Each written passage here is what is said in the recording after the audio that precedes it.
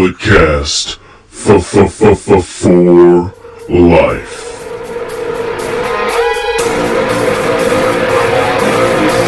Get up, this is a revolution. This is our time to rise. Look deep within your mind, look deep into the hate in my eyes. Ladies and gentlemen, you know the name, you know the voice, you know exactly why we're here. Just in case if you don't, I am a 24-year-old piece of gold, the messiah of the microphone, and the greatest sports recreational podcast from the world today, the Podfather. And yes, I'm still your reigning, defending, undisputed Bulletcast champion. Just like Kyle O'Reilly, Bobby Fish, Roddy Strong, and Adam Cole, baby. This title reign is hashtag forever undisputed. For life, brother.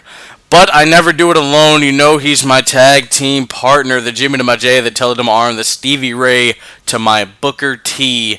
Ladies and gentlemen, host of the award-winning Under the Radar, host and creator of Curveballs and Chair Shots, the Canadian Destroyer, first ever Bulletcast champion, BT Brandon Tanguma. BT, how you doing, man? We haven't done this on a Friday in a very long time. It has been a very long time. Was Friday the normal Bulletcast day when we would do it over at the studio when we had a nice television studio back in the day? Yeah, man, that was, and the other guy was with us. I heard from the other guy yesterday too. Oh my God! Apparently, he's been listening. You know, he told me that the content has really improved, and he's proud of us. Well, shout out to the other guy. To the other whatever his name was, I kind of forgot. Whatever his name was. You know, I've if you listen to this and you know me in my personal life, I've been in the process of moving, and I've officially moved into my new casa, the Bulletcast domain, we might call it. I don't know. It's nice, man. I'm really really enjoying it. I had a bad start in 2020, but I've moved on up. You know, yesterday was the official move day, and then I woke up, Brandon, yesterday, and I had a notification on my phone. Big Match John started following me on Twitter. Yeah. Congratulations. You're one of the, how many, 1,400 or 14,000 people that he followed. You finally made the cut. Congratulations. Finally made the cut. He follows Alpha Zoe, who's been on the show, and Carl Fredericks, who's been on the show. He follows those boys too. I was like, oh, okay. You know, interesting.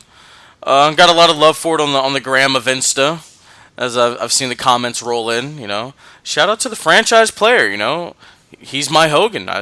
I'm forever grateful. All right, ladies and gentlemen, we're gonna jump into SmackDown. We're not gonna talk the whole show. Let's just talk Triple H 25 years. We didn't really talk about it a lot last week, but really just looking back at the career, man, like he's been in there with everybody.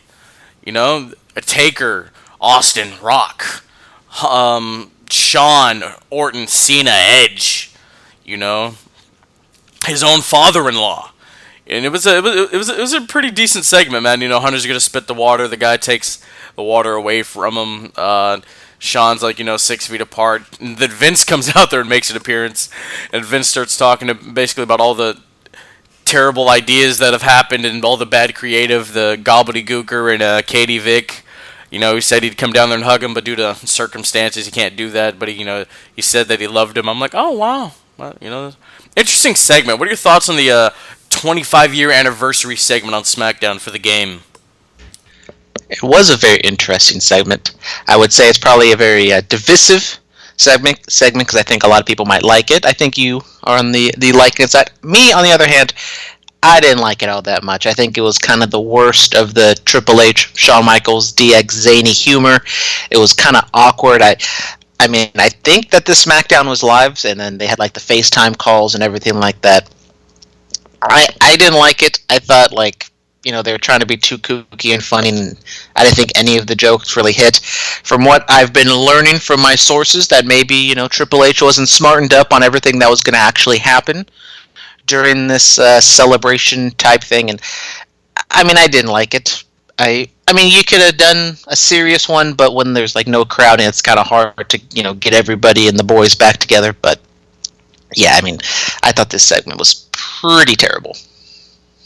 I'm not gonna lie, I only saw the highlights of it, so that's why I'm in such high remarks for it. Stephanie throwing a shot at Shawn's lazy eye. Wow. You know, like I kind of feel like Owen Wilson. Wow, shot at the eye. Wow. But let's really talk about Triple H here. Where do you have him, Brandon? Is he in your top 10?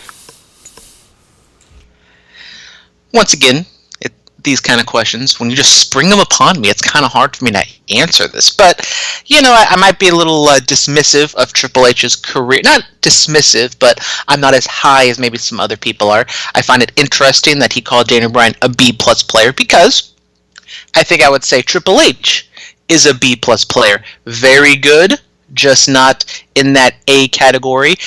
I mean, personally, when I first started watching wrestling, Reign of Terror, 2002, so, I do have a soft spot for that whole Triple H evolution, early 2000s era.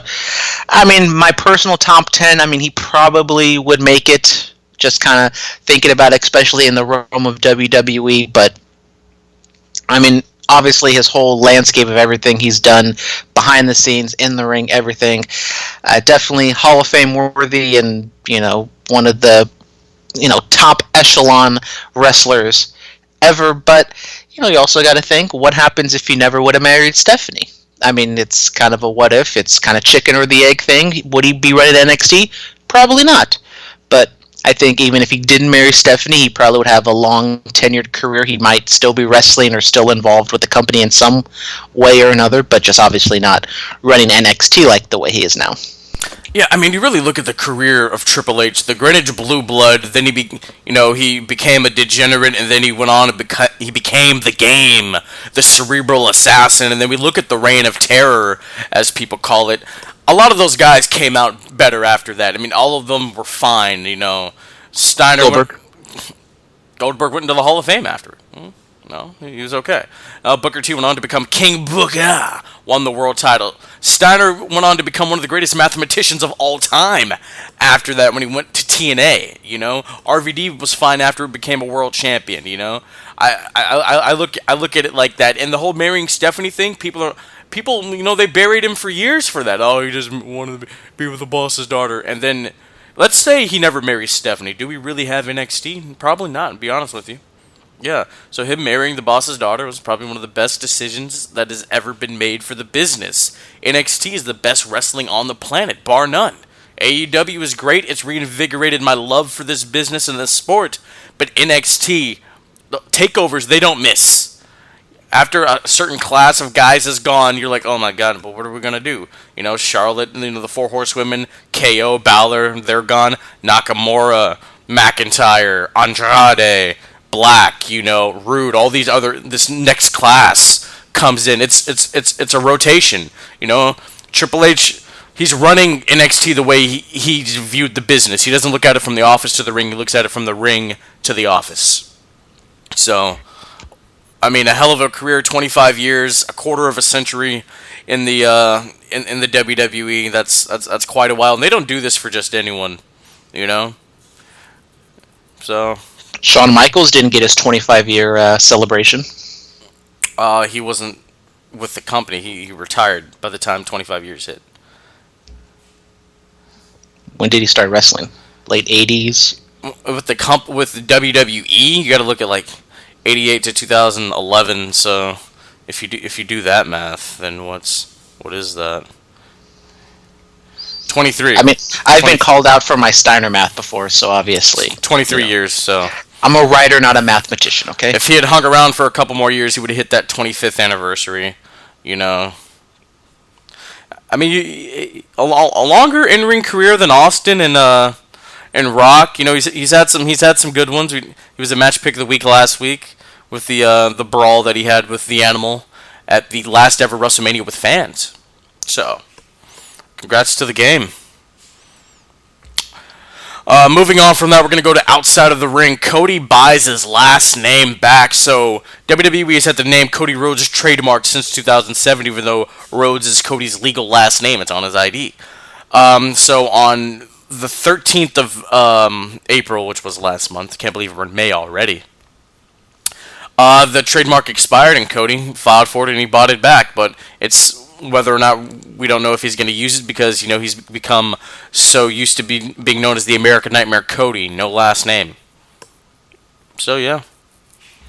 Yeah, I mean, it's something that he's kind of talked about in the past, where that he said that if he wanted to use it, he could use it, but he decided to not, and he just wants to make his own name, doesn't want to live off his brother and his dad's name. I mean, maybe he'll use it for marketing purposes and merch and stuff like that, but I mean, if he wants to use the Cody Rhodes name, I'm not against it. I mean, I think more often than not, I call him Cody Rhodes anyways, but I mean, good for him for finally getting his name back, which he shouldn't have fought for in the first place, but that's just the life of WWE and them owning everything. It's just the nature of the beast. All right, the Velveteen Dream. So there was some controversy circulating Patrick Clark. I used a shoot name there. So apparently he sent inappropriate messages and images to underage girls, and the Dream has taken to social media and said that this has never happened. Private photos of him were leaked without his knowledge and his permission. So yeah, what are your thoughts on the Dream potentially getting his R. Kelly on? Well, obviously, if this is for real, not a good look.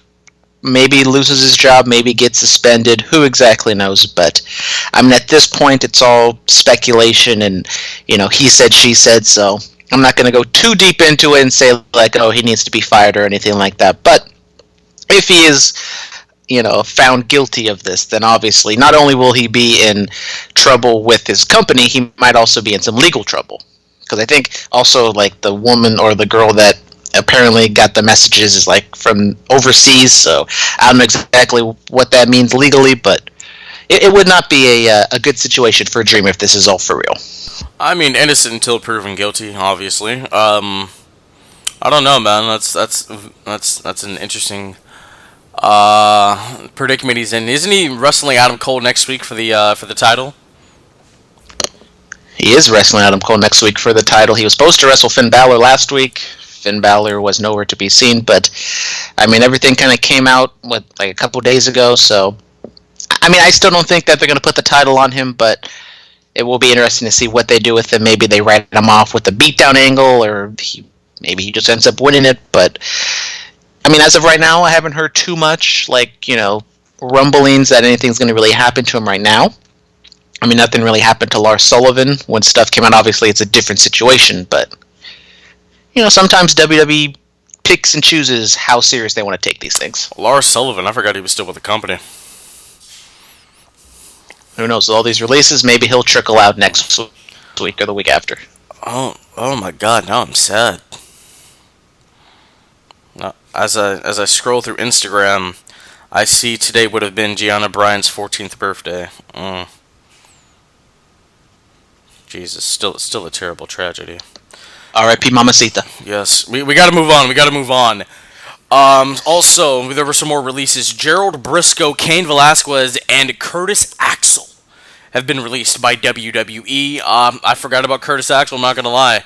He had a nice 10-year career, FCW, Michael McGillicuddy, and then became Curtis Axel, was a Paul Heyman guy, won the IC title on Father's Day of 2013. I guess the first ever father-son IC champs. That's awesome. Cain Velasquez, I mean, he came in, had a match with Brock Lesnar for the WWE title, lost, that was about it. Gerald Briscoe's been with the company since, oh my God, the 80s, right? Yeah. So that's very interesting to see Briscoe gone. Yeah, any thoughts on these releases? Yeah, I mean, Gerald Briscoe, as you said, been with the company since like the mid-'80s. I mean, part of the Stooges. He's been, very important to WWE scouting talent, especially when it comes to the amateur wrestling scene. I mean, Brock Lesnar, Jack Swagger, Shelton Benjamin, Jason Jordan, Chad Gable, all those guys. I mean, who knows exactly if this was kind of mutual and him getting up there and being, because I think he's like in his 70s, so he's kind of the same age as Vince, so maybe he was like, you know what, maybe it's time for me to head out. Cain Velasquez, I mean, this one is an interesting one because he comes in, he had some buzz behind him from what he was doing in AAA, and then he's like the focal point of the first Raw or first SmackDown on Fox, and then he has that match with Brock, loses pretty quickly, and then he does something else with Rey Mysterio a little bit later, and it was just like a complete flop. So I mean, this is maybe like a money move just because he was maybe promised a lot of money. And then Curtis Axel, obviously, kind of in the same vein as all the other releases we've seen, lower card guy with the B team. I don't even remember the last time we've seen them. So Bo Dallas is out there by himself. Maybe he teams up with his brother. Maybe he's the next one gone. But Curtis Axel, just a guy who got a lot of chances, never really clicked. I was never really too high on him, but you never know. Maybe gets the chains off from WWE and he can reinvent himself and be something outside of WWE. Yeah, absolutely. Going to Bo Dallas. I mean, like if you watch his NXT stuff, like they always say that Randy Orton is basically his generation's Barry Windham, a guy that can just work and is so smooth and crisp in the ring. That's basically Bo Dallas. He's like his generation's Randy. He's this other generation's Barry Windham. The guy can work. He's very, very talented in the ring, and maybe now, like with everything that's going on, let's introduce new talent. Maybe we introduce Dallas on SmackDown. Maybe we make him a babyface, man, and maybe he gets a run at the IC title. Maybe he dethrones Sammy. I think there's still a lot of work that can be done with Bo Dallas, or hell, maybe even take him down to NXT and let him flirt with the idea of regaining the NXT title. I think that'd be interesting. I've been watching some of his stuff. I'm kind of high on Bo Dallas right now, and I think the guy can do big things for the company. I think Bo Dallas has just been kind of demeaned and kind of put down at such a low level that it's kind of hard to be brought up. I mean, especially on the main roster. And then on NXT, I think they have a kind of an issue, especially with like the cruiserweights and Akira Tozawa being in the tournament winning, but then when he's on Raw, always losing. So I think you don't really want to, especially being the NXT guy, you want to have those main roster guys who are lower card being brought up to like the main event NXT level, which might say something negative about NXT. For me, just kind of thinking, I mean, he was already kind of that goofy comedy character to begin with. I mean, everyone wants to see him and Bray do something together. He could just be like, Happy Bray's, companion and, kind of the job guy for Bray Wyatt before you face Bray Wyatt. He can be like a little mini boss before you take on the Fiend Bray Wyatt, at the pay-per-view or whatever. That's a very plausible idea, Brandon. I like that. All right, inside of the ring. So TNA did at Rebellion. I guess they kind of did like a one night only type thing, but they bring the TNA name back with Impact Wrestling, that is.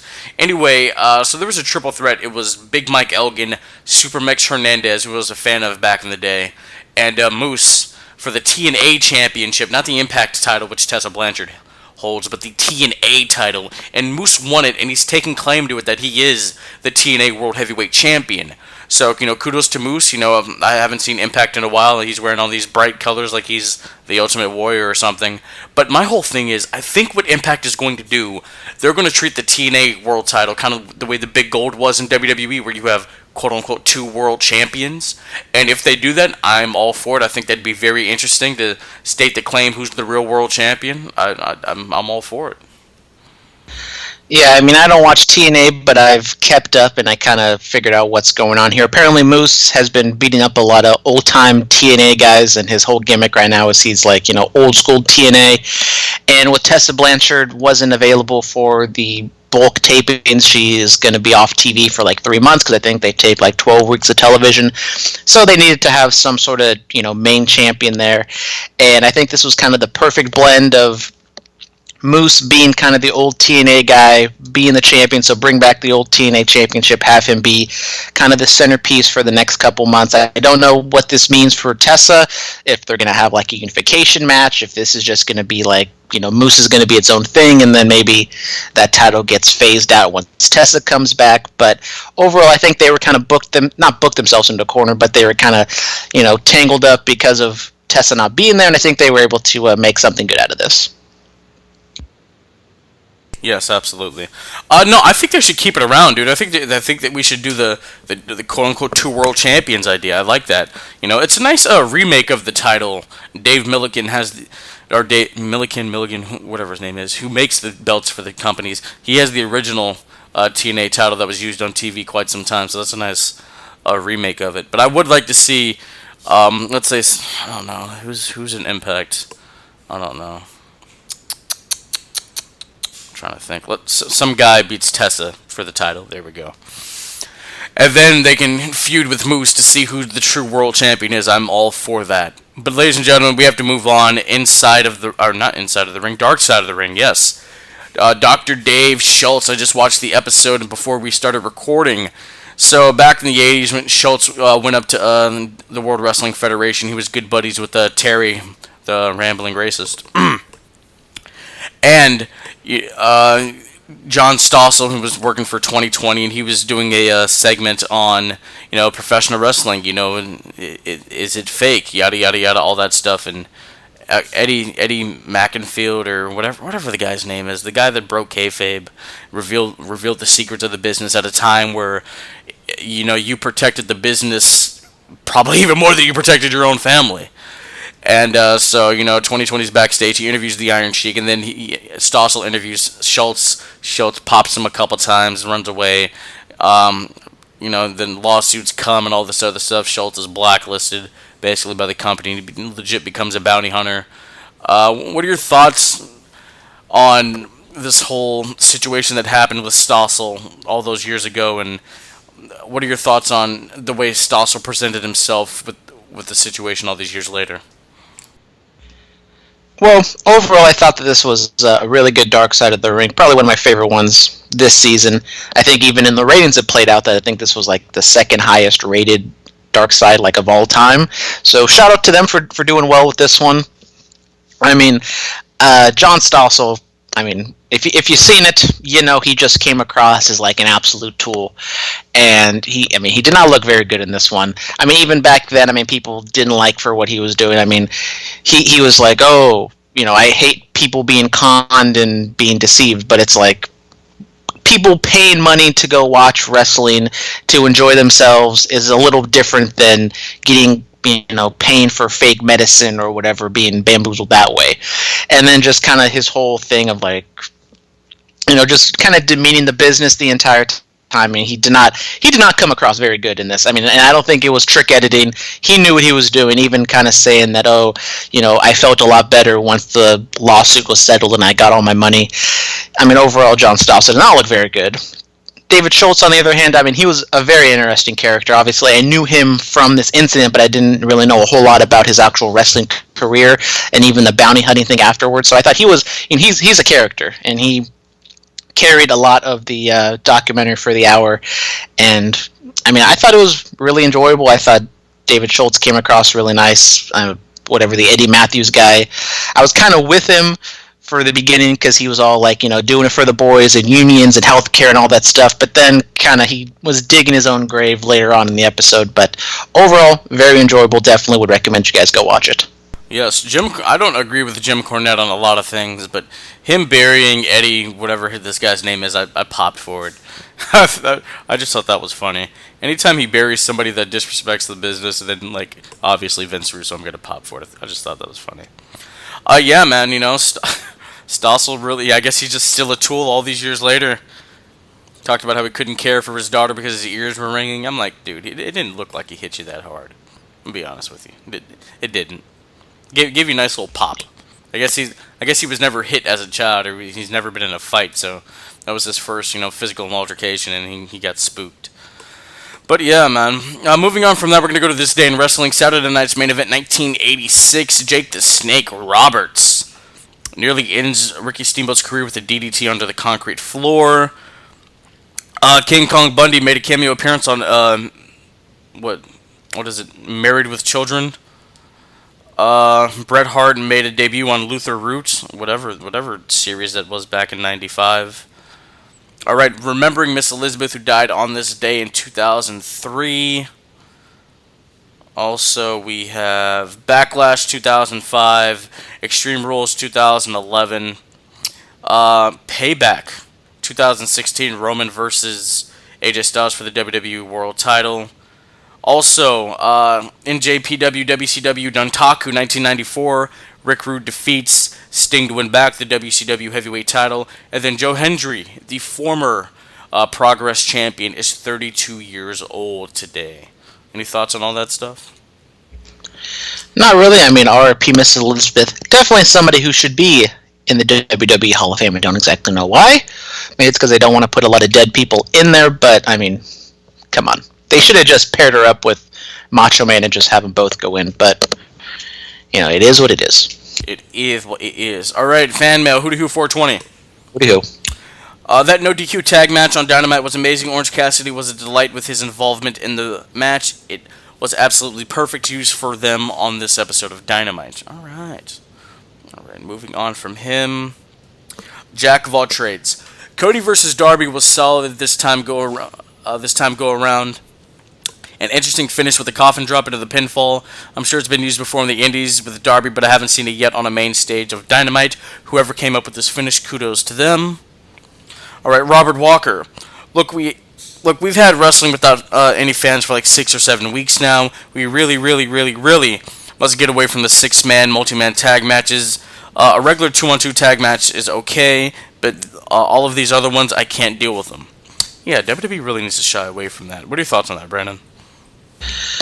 Well, I mean, I think it's more the fact that they're just kind of using the same people over and over again. I mean, Zelino's crew has been kind of the main focus for, like, ever since WrestleMania has happened. So, I mean, if you mix it up with the people involved, I think it would be a little bit better. But when you have Zelina's guys just out there kind of wrestling for a majority of the Raws the last few weeks, I think that's kind of what's getting tiresome more than the same matches. Absolutely. Alfie Lewis.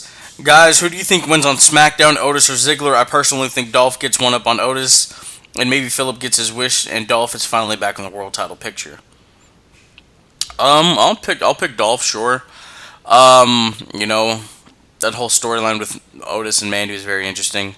And I'd like to see Dolph in the world title picture again, just make sure it's the WWE title. Actually, Mandy was on Chris Van Vliet's show, and, you know, she talked about how she pitched the Otis storyline to Vince, and he absolutely loved it. Yeah. I think I'm going to go with Dolph as well, just because the men's Money in the Bank match has a lot of baby faces at this point. Corbin's the only heel, so I think having 4 faces and 2 heels with Ziggler involved, maybe you do something with Sonya to screw over Otis, and then I think it's Carmella and Mandy on the other side. It can go either way. I mean, that match really doesn't matter because I think they're both kind of the same because they're both baby faces, but why not? Give it to Mandy. Have her, maybe she wins Money in the Bank. And she goes on and faces Bayley, and then she's a champion, and push Mandy Rose to the moon, damn it. Do it, man. Push her. I kind of want to see Mandy Sonya for the title. I think that's a blood feud right there. All right, in Brightest Day X, graphic designer for the Bullet Cast. After watching Dave Schultz Dark Side of the Ring, do you think kayfabe would be able to survive in today's world? It can't, man. With all the dirt sheets and everybody knows what, and all the Joe Schmoes with podcasts. Not us. We're not Joe Schmoes. We're generational talents, you know. I don't know. Social media, I don't think so, man. You know, I would love to see kayfabe protected. You know, there are still certain things I don't know about wrestling, and I don't want to know because I still do like to be surprised. You know, but you know, we all still watch this even though we know it's a work, and just the fact that we know that this is predetermined and we still watch it because we're buying into storylines and you're getting me to believe so and so. That's the art form behind this business, and I think as long as we really have that, I guess kayfabe can die. I don't want it to die. I don't, but I feel like it already has. Brandon?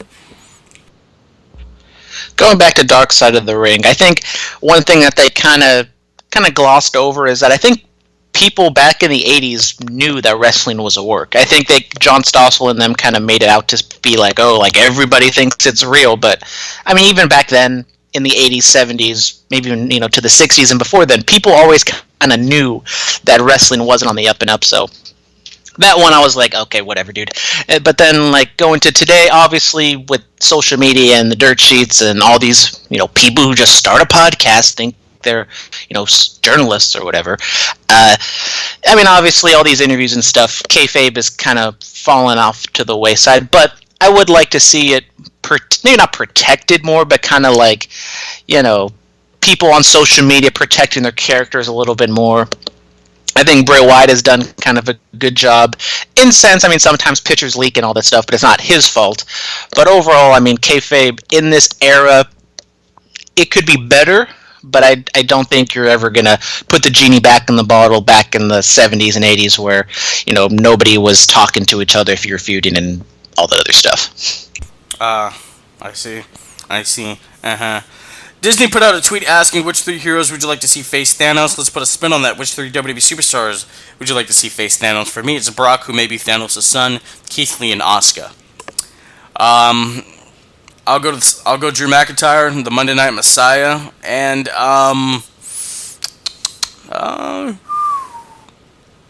Damian Priest. What about you? I will go with Brock Lesnar as well. Let's see some other ones to go up against Thanos. I'm trying to like make like superhero comparisons. I'm trying to think of like who would be Spider-Man, or I don't know. If Brock Lesnar is like Thor, then Iron Man would be the best in the world, Shane McMahon, right? I mean, obviously. And then Spider-Man would be... I'm completely blanking. Adam Cole, why not? Baby!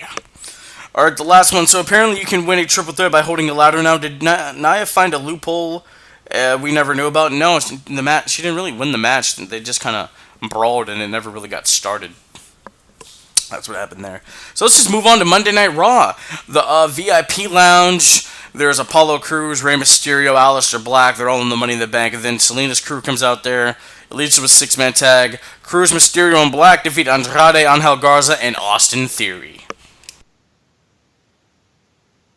Yeah, good match. I mean, as I said, kind of the same 3 guys carrying Raw for the most part. But, Crews, Mysterio, Black, kind of a new threesome to go up against them. So I thought it was good. And, I mean, obviously we're going to talk about Apollo Crews a little bit later. But, I thought this was a good start to Monday Night Raw. Yeah, I enjoyed it. Asuka, Baszler, and Jax, we really just kind of talked about that. Let's move on. Bobby Lashley defeats Denzel Dejournette. Good stuff. Lashley, I always like Lashley's spear. He puts a little spin on it right at the end. It's good-ish, pal. They tease Bobby Lashley and Lana breaking up at WrestleMania. Then they do the weird tire gimmick where it seemed like they were back together, and then Lashley says he doesn't want Lana in his corner. I don't exactly know what they're doing with this at this point. They're kind of just going back and forth of will they or won't they. Absolutely. And Liv Morgan, because you only live once. She goes on to defeat Ruby Riott yet again with what's the finish? What does she call that? When they run to the rope and then she basically sits on the second rope and hits the flatliner, the jumping flatliner. What does she call that? I don't remember. They said it 3 times to put it over, but I have already forgot. I have already forgot. What are your thoughts on the match? The match was fine. Nobody got hurt. That's all we can ask for. I mean, obviously they're putting something behind Liv. With Becky being the top babyface champion, I don't exactly know where Liv can go from here unless Shayna does end up throwing in Becky and she's the top heel. And, oh, God. I dropped my bang. Anyways. Oh, what flavor, man? I dropped it again. Rainbow Unicorn. Ooh, I had a Star Blast because I'm a Star Boy. It's called Oblivion. Get it? Oblivion. Oh, with the LIV in capitals? Yes, it is. Boom. Yes. Beautiful. I've always been a fan of the flatliner maneuver. The pioneer of the flatliner is Mr. Kennedy with the mic check flatliner. Kennedy. I was going to do Anderson, but I'm not going to do it. I've always been a fan of the flatliner. Good-ish. All right, the modern-day Maharaja has returned to television. Former WWE Heavyweight Champion of the World, Jinder Mahal, is back, looking better than ever. Beats Akira Tozawa with the Colossus. Hey, man, let Jinder chase Drew for the title. 2/3 of 3MB going at it for the WWE title. I'm all for it, man. I'm not against Jinder Mahal facing Drew McIntyre for the championship. I just hope they don't put too much attention on 3MB in their past, because I think you want to get away from that. Drew has done such a great job of building himself up after being, a low-level jobber all those years ago. So I don't think you want to remind people about that. You can hint at it a little bit, but I don't think you want to go full-fledged on it. And I don't think that this should be a feud where Drew has to, go back and forth with Mahal. I think you just have it be like a month thing. Drew beats him pretty decisively, and then you move on. On the other hand, Tozawa is in the Cruiserweight tournament in NXT. I've been saying this for the past 3 weeks because it feels like Tozawa has always been the jobber for the Stars on Raw. Can you not get somebody else to be in that position? No, they fired everybody. You can't just pull somebody from the PC? No, you gotta have somebody with a name. I mean, dude, like, he's losing on Raw because they're bigger. That's just the bottom line. So then why should I care about the NXT Interim Cruiserweight Tournament? Because it's a championship. And the history of the Cruiserweight title. That's why you should care. Such a long lineage that title has. I know. Hoovy, Chavo, Eddie, Ray, TJP, friend of the show. Come on, man. Yep. Enzo? And how could you forget? Oh, Enzo Amore. What a gem. I had to get him on the show, man. Yeah, I want to chop it up with Zoe. Yeah, man, but you don't bring up the 3MB history until Heath comes back in a couple years, jacked as all hell. And then they have a triple threat for the title, and Heath wins it. I saw Heath Slater posting a video on Twitter. He's getting pretty jacked. He's already starting. He may come back in a year. Comeback season. Comeback season, baby. Comeback season, baby. All right, the United States Championship is on the line. Andrade goes on to defeat Apollo. Actually, no, ref stoppage. Really, ref stoppage. Apollo has apparently injured himself, his knee, and I think he's been pulled from the match, right? He's been pulled from Money in the Bank? Yeah, Cruz will not be there. After that match he had with Black all those weeks ago, I said I need to see Apollo Crews be built up after this so Black doesn't get devalued a little bit for going so long with them, and they've kept their promise. I think they did a good job. I think Cruz doing a good promo with Andrade earlier on in the show. Andrade seemingly like he forgot his lines, so he had to look to Zelina, and Zelina fed him his lines. But I thought the match itself was good. A ref stoppage, something we don't really see all that often. But yeah, I think Cruz has been doing a good job. But then after the fact, when Charlie Caruso came up to Cruz and was like, "Oh, that knee injury really hindered your ability to win the match," or whatever, it's like, yeah, no ish. The match had to be stopped. Had on, Charlie. I love you, girl, but that was not a good question. It's Charlie, honey, boo boo. It's okay, girl. You had. Angel Garza has been talking to her too much. It's going to her head. Exactly. You had an off night. It's okay. It's all right. Moving on from that, Ricochet and Cedric Alexander. Are they called the Ebony Lions? I feel like we should just call them that. Let's just run with that. Yeah. They defeat Everrise.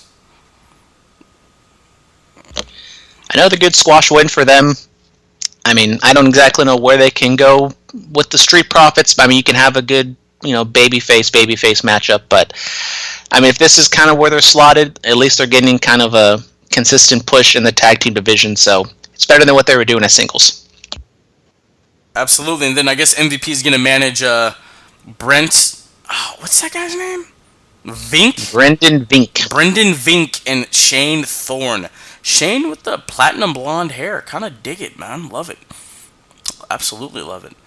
I want to see what that little mid-card tag feud is going to lead to. If you're going to bring them in, why do you have them be jobbers and then you have MVP coach them up? Shouldn't you have MVP coach them up and then debut him? Well, you see, they've lost in a couple matches, and they needed some guidance, and MVP offered his hand. MVP, former tag team champion, so he knows what it takes to win tag team gold. He can get them there. I'll believe it when I see it. MVP's been a part of some really great tag teams. The Matt Hardy thing, which will be talked about quite some. It's not talked about enough, actually. That whole Matt Hardy feud. When you think of Matt, you think of the Hardys and Broken Matt, and then of course his stuff with Edge. Not really his stuff with MVP, which I enjoyed. And then you go over to Japan, where he's Black Dynamite with Shelton X Benjamin. MVP knows what it takes, man. He's had a long championship tenure. Of course, he was the APW champion out here, so he knows what's up. All right, this is the WWE Championship contract signing. The Scottish Psychopath, the WWE World Champion Drew McIntyre, sits down to sign the contract with the Monday Night Messiah, Seth Rollins. In the last couple weeks, I've really dug the Monday Night Messiah, man. I love it, dude. It's reinvigorated my love for Seth Rollins, 2015, he was my favorite wrestler. Like, I couldn't get enough. I loved everything he was doing. But yeah, man, this is interesting. And Seth in the promo said, I don't have to do this. I don't have to do this. I need to do this. You don't understand now, but eventually you will. I love that. I quite enjoyed this finishing segment on Raw. I mean, maybe Seth is kind of laid back or, quiet demeanor, kind of went on a little bit too long, but I think he's a nice foil for Drew. Hopefully they can have a really good match. Yes, it's going to be in front of no fans, so I think that's going to hurt them, but I think Drew having that match with Brock is going to be so much different than what he's going to have with Seth, and I think it's going to really show how good of a wrestler Drew McIntyre actually is, and it's just going to be another golden star on his board. Absolutely. All right, moving on to AEW Dynamite. Here we go. Cody, don't call him Rhodes. You can call him Rhodes. I don't know what we're going to call him. He goes on to defeat Darby Allin to advance to the finals of the TNT Championship Tournament. Darby hits a crossroads. Cody hits a coffin drop. Darby finally hits his coffin drop. And Cody, backslide, 1, 2, 3, got the job done. Hit that Tootsie slide on him for the 1, 2, 3 to advance in the tournament. What are your thoughts? Thought it was a good match. Don't think it was as good as their first match, but I mean, I liked it overall, but I think I'm kind of not down on the finish, but I just thought the roll-up was kind of sloppy because I couldn't really see that Darby had his other arm hooked, so it seemed like Darby could just easily kicked out or rolled over on that, but maybe that's just me being a little too nitpicky, but I mean, we're going to get the TNT finals that we all kind of thought was going to happen. Absolutely. All right, Scorpio Sky is profiled once again, talks about his time with SCU and how that came about. I've really enjoyed this profile. We get to look at it, Scorpio Sky. Nice way to build guys up when they're not on TV. What are your thoughts? I thought it was, again, really good. I wish they did this with the Elite guys or, other people early on in the Dynamite run. I think Dynamite just kind of assumed that people just knew who everybody was. And I think if you did this with Kenny, did this with Paige, did this with the Bucks and everybody, I think they could maybe not be in a much better position, but I think you could have, had a little bit more traction with the newer crowd that's kind of checking this out for the first time. Absolutely, man. Absolutely. All right, Maxwell Jacob Friedman, injured yet again. He's recovered from his hangnail, but he nicked his self-shaving. He had a neck brace on, so he'll return to TV next week, but he has to recover from that. I've nicked myself shaving. I recently started shaving my own head, and I've got a couple nicks on the skull, man. It's not fun. Thoughts and prayers. Absolutely. All right, Wardlow. I've really become a fan of Wardlow. I've been watching his indie stuff. Good-ish. He defeats Musa. Good, solid squash. I mean, I think pairing the MJF promos with the Wardlow squashes have been a nice little filler of 10 minutes for Dynamite the last couple weeks. Yes, it's been good-ish. All right, the Bubbly Bunch. Da, da, da, da, da, da. What are your thoughts? Once again, I think the comedy and everything doesn't really work for me too much, but I think this was probably the best one. I think it was just kind of fun just to see all the celebrity and wrestler cameos in there, so I quite enjoyed it. Even though for the Bubbly Bunch or the Inner Circle, you're not really hating them because of this. They're just kind of entertaining. I'm not going to say baby faces, but just kind of entertaining in this segment. So I think it's kind of counterintuitive to have your top heel faction be so funny and entertaining. Yeah, I don't know. It's just to fill up TV, That's really it. All right, the best friends go on to defeat Superbad, Kip Sabian, and Jimmy Havoc in a no DQ, no holds bar tag team match. Penelope Ford spears Superbad, Kip Sabian. There's a pile driver onto chairs, the Jimmy Havoc, which got the best friends the win. Orange Cassidy's doing his thing, being orange and all sloth-like and moving a little faster than the sloth at times. What are your thoughts on all of it? I like the match. It's much different than what they've been doing. They haven't had too many of these hardcore no DQ matches, so it kind of stood out when they did it. And I thought it was really good, get the best friends a win. Jimmy Havoc, he's kind of slotted where he's going to be, just kind of that veteran. Has a decent match, but in the end, he's probably going to lose. So, I mean, I liked it and kind of, furthering on the storyline with Orange Cassidy and whatever the hell he's doing. Yeah, what is Orange Cassidy doing, man? He's just hanging out. He is just hanging out. Just a hangouter, huh? Alright, the chairman, the Perfect 10, Shawn Spears, defeats Baron Black. Good match, nobody got hurt, that's all we can ask for. Yeah, just a simple squash. I think Shawn Spears has been kind of slotted where he's going to be, kind of mid-card, lower mid-card. And I think he does a good job in these squash matches to be, super cocky, super arrogant, and then it makes you want to see him get beat up by the upper guys like Cody and the other baby faces of that nature. Absolutely. Alright, Brody Lee, the Exalted One, goes on to defeat Marco Stunt. Just a squash. Mr. Funsize got beat to pegs. Got beat down. Yeah. Yeah, good mini feud by Lee and Stunt. I mean, I kind of like the promo that Stunt cut early on in the show. I mean, overall, I think they're building up Brody Lee possibly being the next challenger for the title. I don't know if that'd be too soon, but just kind of looking at who Moxley could face, and they have to do it in such a short period of time, it's kind of hard for me to really come up with who could be Moxley's next opponent at Double or Nothing. That is very, very true. I'm not sure. We don't know. We may never know. Speaking of John Moxley, he had a promo or segment talked about we're all going to be together again, stay safe, and basically giving that message. I quite enjoyed this. I thought this was, a really good promo by John Moxley. And he was like a super baby face. He was like, wash your hands, stay home, call your grandma. But it wasn't like corny or, I mean, if somebody in WWE did this, like if Seth Rollins, I think, cut this promo in WWE and said those types of things, I think it would come across as super lame. But I think the way Moxley did it, he came across really cool and still had an aura of, a top-tier champion. So I thought overall it was fantastic. Can't wait to see what Moxley does next week. Absolutely. Apparently it's Mike Nomad's birthday, and well, happy birthday to Mike Nomad, independent wrestler. In Estonia. Wow. There we go. So it is interesting for Moxley to pass along this message. I think it worked because of his demeanor. He was calm, cool, collected in the desert in Vegas, which he just normally does. Britt Baker, DMD. She has a segment just fat shaming and talking trash, and Rebel is her makeup artist, and shout out Rebel. Oh yeah, what do you think about this? I thought this was fantastic. I think Britt Baker has done such a good job with her heel persona. I mean, just coming across as just super, two-faced and disingenuous and everything she's saying. I think it's been fantastic. And shout out to Adam Cole being on both NXT and on AEW this week. Wow. Nice picture of Britt Baker and Adam Cole there at the beginning of that. Well, she is Adam Cole's baby. Yep. Baby. All right, the Murder Hawk versus the Natural. Lance Archer defeats Dustin Rhodes, and it's the finals. It's the American Nightmare versus the Murder Hawk. What are your thoughts on the bloodshed of Dustin Rhodes throughout this match?